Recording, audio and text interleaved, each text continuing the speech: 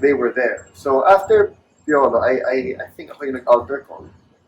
And when I did the altar call to ask who wanted to put their faith in Jesus at that time, I saw her raise her hand. I said, oh, si Rica pala na yun.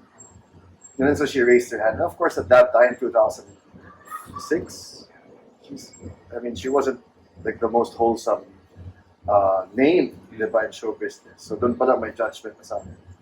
And she raised her hand and my first thought was, totoo ba yan? Itong mga artistang to, pag ganyan-ganyan lang, tapos babalik din naman sa dati. So super judgmental. And you know how it's one of the things you want to do, diba? When someone puts their faith in Jesus is to talk to them. Yeah, so normally you talk to people, yeah. I didn't. Like that's how little I believed in the power of God. Or the power of His Word. But I really didn't think she was serious. I didn't think things would change. So I was just like, after that, she left. I never thought about it again. Never talked to her. And then I just found out she, nagbago talaga siya. God changed her life. And yeah, na-rebuke din ako ni Lord. Na-convict ako sa isang quiet time. So yun. But you didn't notice me then, did you? Or not really? Yeah, I didn't. So judgment and then indifference at first sight. And I just can't forget that day because she really looked different. And must have been what, 4 months later or 5 months later? She just looked so different from the when I saw her in May. So sabi ko, wow, Lord, binago mo talaga to. And who am I to judge people?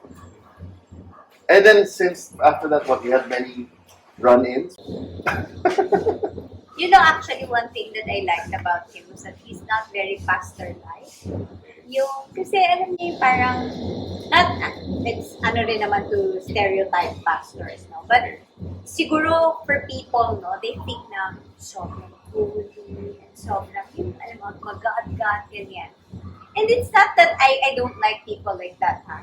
But, siguro kasi nanggagaling ako sa ikaw, siguro you'd understand this, being a celebrity for like most of my life, I want something very real.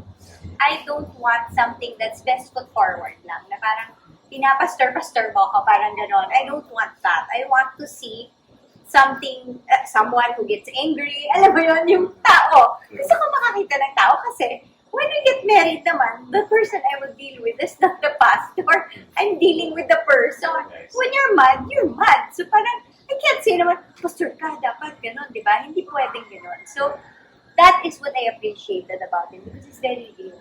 Yung alam mo na, alam niyang pastor siya, pero hindi niya, wala siyang parang, It's not the main pero idea. it's not an act na just because I'm a pastor, I need to be good for anything. Yung alam mo na, this is who I am. I have things I like, I have things that I don't like. So, yun yung na-appreciate ko sa kanya. At ganun siya nandito sa akin. Kaya ko siya nagustuhan lahat.